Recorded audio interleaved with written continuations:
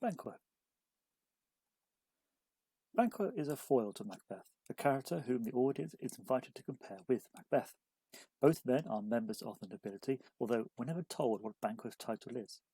Both are successful generals, victorious in battle, both are fully praised by Duncan for their actions on the battlefield, and both receive a set of prophecies from the witches, which suggests a glorious future. However, whilst one goes on to succumb to their dark desires and murder their way to power, the other retains their integrity and reputation. It is notable in their encounter with the witches that Banquo asks for his prophecies, making sure that he is clear that he won't beg for them and that he is not afraid. In contrast, Macbeth is more demanding and sounds regretful when they disappear. Banquo appears more sceptical and questions whether the witches were really there at all. Furthermore, it's interesting how Banquo is presented as keeping a close eye on Macbeth in the immediate aftermath of the prophecies, pointing out to others how wrapped up in his thoughts Macbeth is, and even having to prompt him when it's time to leave. In an example of dramatic irony, Banquo doesn't know the extent of Macbeth's temptation that the audience has just learnt from one of his soliloquies.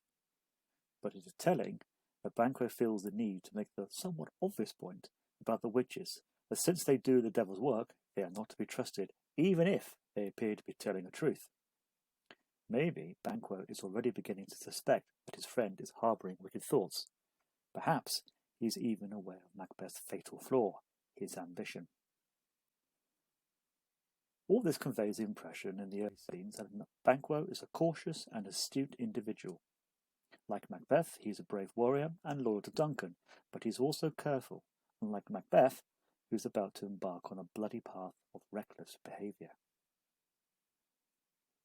It's slightly curious that despite co-leading the fight against the rebels, Banquo doesn't receive a similar set of rewards as Macbeth.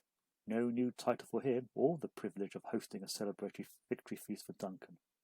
Yet, in the praise and gratitude that Duncan heaps on Banquo, it is clear that he considers Banquo's achievements as being on par with Macbeth's.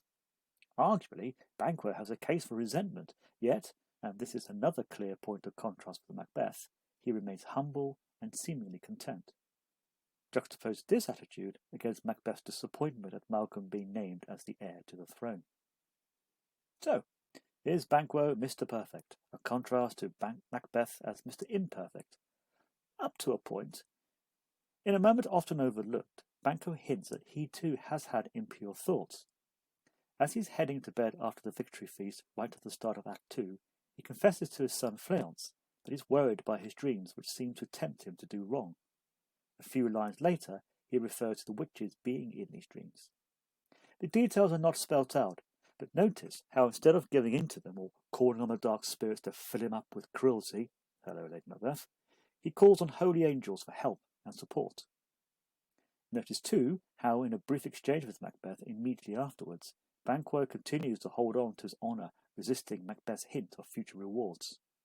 The fact that Macbeth blatantly lies when he declares that he's not given the witches a second thought is further evidence of the two men's differing and diverging personalities. This gap is presented once again in the shocked aftermath of Duncan's murder. Macbeth is on edge, needlessly killing Duncan's guards and becoming defensive about his reason for doing so. Banquo, on the other hand, rallies his stunned fellow nobles with an appeal to God. Banquo is no fool.